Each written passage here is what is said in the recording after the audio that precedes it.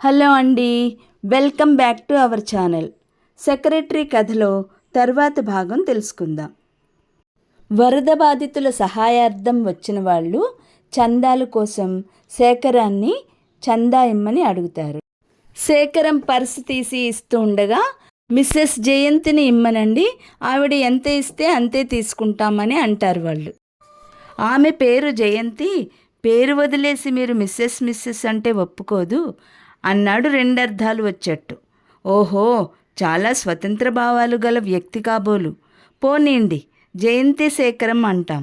వద్దు వద్దు, కోపం వచ్చే పని చేస్తే మన విరాళం తగ్గిపోవచ్చు. అప్పుడు వాళ్ళు, జయంతి గారు మీకు తోచిందే ఇవ్వండి అంది సరస్వతీరామన్. ఇదంతా హాస్యంగా తీసుకుంటూ శేఖరం పర్సు జయంతి చేతికి అందించాడు. అది అందుకోకుండా అతని వైపు చూస్తుండిపోయింది. ఇవ్వు అన్నాడు నవ్వుతూ. ఇంకా పిల్లా పాప లేనట్టుంది, ఎవరో మెల్లగా అనడం వినపడింది జయంతికి, శేఖరానికి కూడా. ఇద్దరి చూపులు కలుసుకున్నాయి.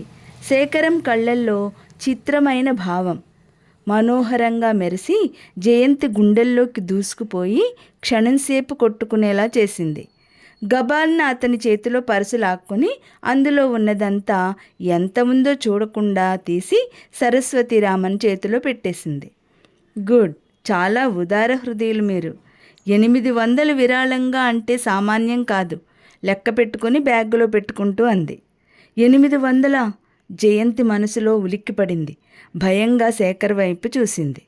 శేఖరం ఇదేం గమనించినట్టు, మరి ముందే మీరు మీ స్థితికి తగ్గట్టు అని లెంక పెట్టారయ్యే అన్నాడు నవ్వి.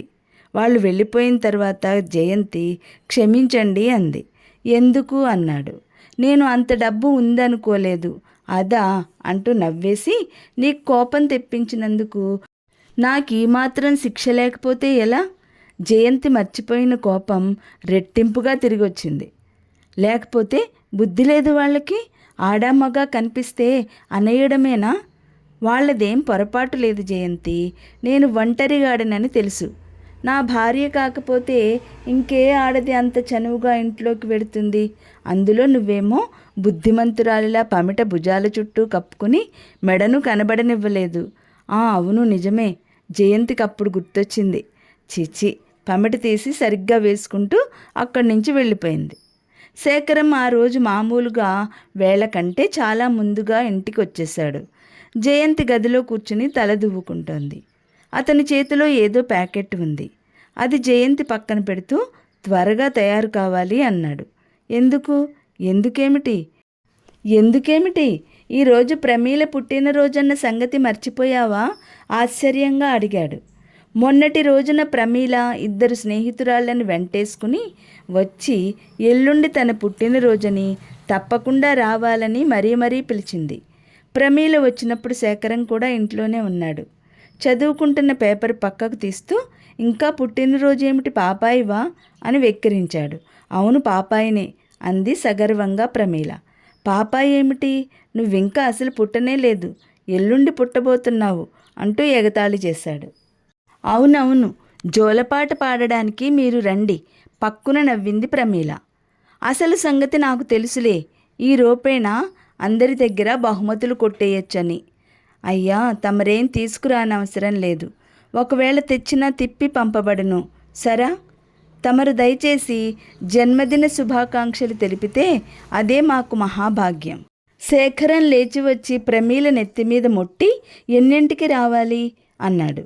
ఆడవాళ్ళు 6 గంటల నుంచి 8 గంటల వరకు, మగవాళ్ళు 8 గంటల నుంచి 9 గంటల వరకు. టైమింగ్స్ తప్పించి వస్తే ఆడవాళ్ళు మగవాళ్ళుగా మారిపోతారా? తప్పకుండా. జయంతి ఇద్దరి సంభాషణ వింటూ కూర్చుండిపోయింది.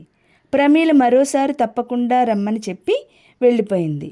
ఈరోజు పుట్టినరోజు అని గుర్తున్న మాట నిజమే, కానీ ప్రమీల వాళ్ళింటికి వెళ్ళడానికి జయంతికి ఏమాత్రం ఇష్టం లేదు.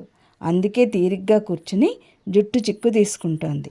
నిన్నే మాట్లాడవేం? నువ్వు త్వరగా తయారైతే నేను క్లబ్కు వెళుతూ నిన్నక్కడ దింపేసి నేను వెళ్ళి వచ్చేటప్పుడు ఎక్కించుకు వస్తాను అని టవల్ తీసుకొని బాత్రూమ్ వైపు వెళ్ళబోతూ, ఆ పెట్టెలో ఏముందో చూడు అన్నాడు కుతూహలాన్ని రేకెత్తించే కంఠంతో. ఏమిటది? నిర్లక్ష్యంగా అడిగింది. తెరిచి చూడు, నీకే తెలుస్తుంది అంటూ బాత్రూమ్ వైపు వెళ్ళిపోయాడు. వెళ్ళి తీరాలా అని అడిగింది. అవును, వెళ్ళి తీరాలి. శేఖరం పెట్టెవైపు చూశాడు. అది పెట్టిన చోట పెట్టినట్టే ఉంది. ముట్టుకున్న జాడలు కూడా లేవు. అందులో నీకు చీర ఉంది. అది నీలం చికెన్ వాయిల్ జాకెట్ మ్యాచ్ అవుతుంది.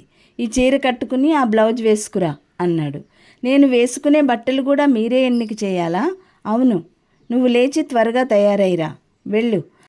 ప్రతిదానికి నాతో వాదించకు, నాకు నచ్చదు అన్నాడు విసుగ్గా. జయంతి త్వరగా జడల్లుకోవడం ముగించి నిశ్శబ్దంగా అట్టపెట్టె తీసుకుని వెళ్ళిపోయింది. జయంతి 10 నిమిషాల్లో తయారై వచ్చింది. శేఖరం మొహం వికసించింది. ఏది ఇటు తిరుగు, ఇలా దగ్గరకు రా. చీర అంచు మడతపడిన చోట సరిచేస్తూ, అచ్చు నేను ఊహించినట్లే ఉన్నావు. చాలా బాగుంది చీర, నీకు నచ్చిందా? టైం అయిపోతోంది అన్నారుగా.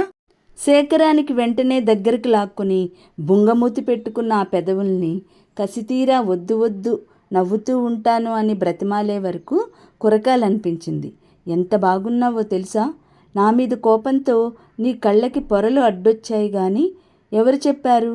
నీ మొహం తెలియడంలా అంటూ మృదువుగా భుజాల మీద చేతులాంచి, జయంతి, ఆ రోజు సినిమా హాల్లో పుట్టినరోజుకి నేను పంపిన చీర కట్టుకున్నప్పుడు ఇలాగే ఉన్నావా అన్నాడు. జయంతి మాట్లాడకుండా మొహం తిప్పేసుకుంది. జయ, శేఖరం ఇంకొంచెం దగ్గరకు తీసుకొని ఏదో చెప్పబోయాడు. వెంటనే అడ్డు తగులుతూ, దయ ఉంచి నన్ను ఆ పేరుతో పిలవకండి, నేను భరించలేను అంది. ఎందుకని? నన్ను ఆ పేరుతో బామ్మ తప్ప ఇంకెవరూ పిలవరు. నన్నంత ఆత్మీయంగా చూసేవాళ్ళు కూడా. కంఠం జీరపోవడంతో ఆగిపోయింది. ఆవిడ నాకు ఆ వారసత్వం వదిలి వెళ్ళిందిలే అంటే సరిపోదు. ఉదాహరణ చూపిస్తే?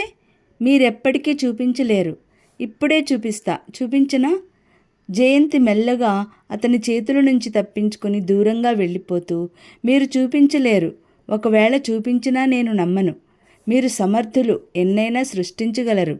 జయంతి దెబ్బతిన్నట్టు చూశాడు శేఖరం. మనం వెళ్ళడానికి ఇంకా ఆలస్యం అవుతుందంటే నాకు పని ఉంది. సునంద కొడుక్కి స్వెటర్లు అల్లుతున్నాను, అది పూర్తి చేసుకుంటాను అంది. జయంతిని మిస్సెస్ కరుణాకరం ఇంటి దగ్గర దింపేసి శేఖరం వెళ్ళిపోయాడు. ప్రమీల, మీరు రారా అంది. నాకు పని ఉంది, మొత్తానికి 9 లోపల వస్తానులే. అంతేనా ఆడవాళ్ల టైమని?